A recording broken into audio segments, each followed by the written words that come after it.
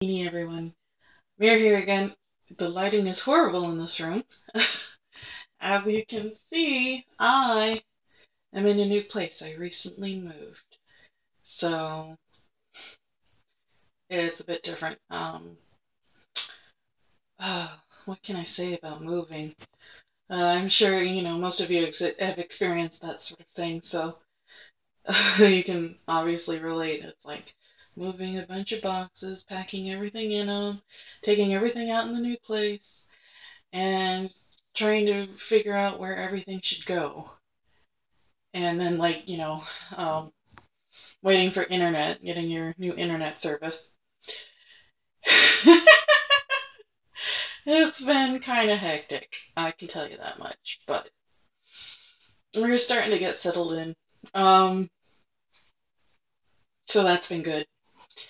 And my cats are doing good. They used to be like super scared, um, but now they're getting back to their old selves.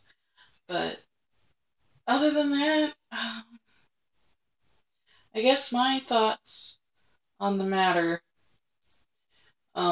especially in terms of magical or the pagan view or pagans moving, um, I have a lot of stuff, like magical stuff, and you might notice, I don't know, the picture's not, quality's not good, but there are some pagan titles, behind me.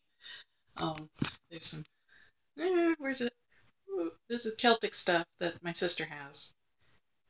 And this side is more Egyptian, and there's some Egyptian stuff down here too. Or like, this is a shelf with all the historical stuff. um, so moving into a new place is really interesting because for a lot of people, what they like to do is try to get rid of the old energies of the old owners or anything that might be malicious still residing in the area. And that's what we did. My sister, a friend of my fiance's, and my friend too. I met him through my fiance. Um, and I all did a ritual together, and it was really fun because he's Wiccan. Stephanie's, or my sister Stephanie, is Celtic pagan, and I'm Kemetic. So what we did is, my Wiccan friend, he's into a lot of ceremonial magic and stuff like that. So what he did is the lore banishing ritual of the pentagram, and um, I'm not real all privy to high magic, but oh my gosh, yeah, the thing he did is really amazing because you have to shout the lore banishing ritual, and oh my god, was it powerful? It's like the idea of it is to get rid. It's like almost scouring or like an EMP, pushing away all the negative forces that could possibly be in this particular location. And it did feel like that. It felt like a wave coming over every time he was shouting in the four directions, and it's like, oh, holy crap, that's awesome! Do it again. Um, and then after that, I did the rite of overthrowing Apep. So it's like naming all the forces, every evil thing, every evil deed, every evil thought, that sort of thing, and you know, focusing that into like a wax um, figure of a snake representing Apep and destroying that. I've used it quite a few times before, and I find it to be very effective myself. So it's like he did this huge, like almost EMP washing away of everything, and my bit was, and don't come back. Um, and then we did like a house blessing where we were trying to bring in negative, or not negative, but positive energy, like love and prosperity and different things like that. And so we used some Irish blessings and stuff that are up my sister's alley. So it was pretty eclectic in that respect, but it had a good flow. And I'm not against multiculturalism. So, um, bringing that all in together and making it work is a lot of fun, and it just kind of brings everything together and makes everything universal. Everything's connected.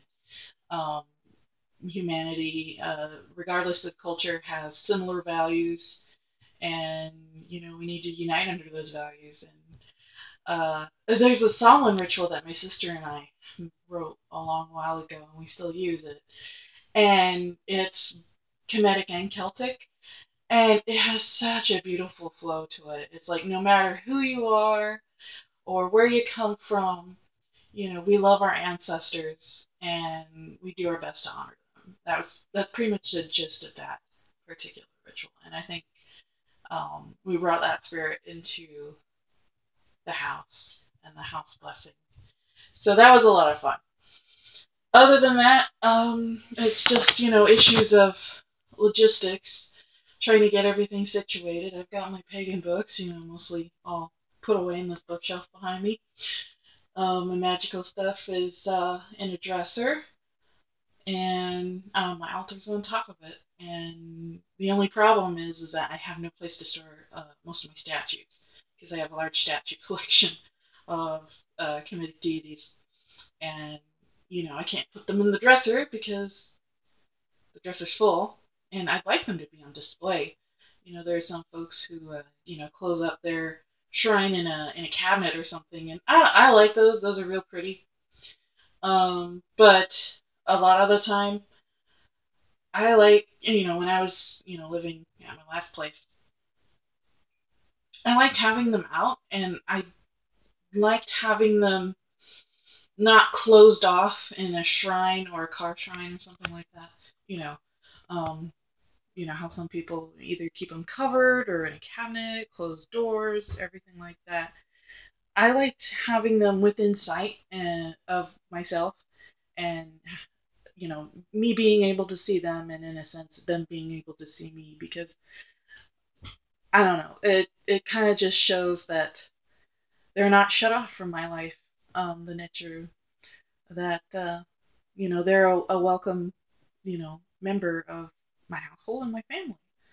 So I don't know, I might get a cabinet, I'm not sure, but if I can get like maybe another bookshelf or something, that would work great too. um but yeah, that's the stuff that I've encountered moving into a new place, and being a pagan.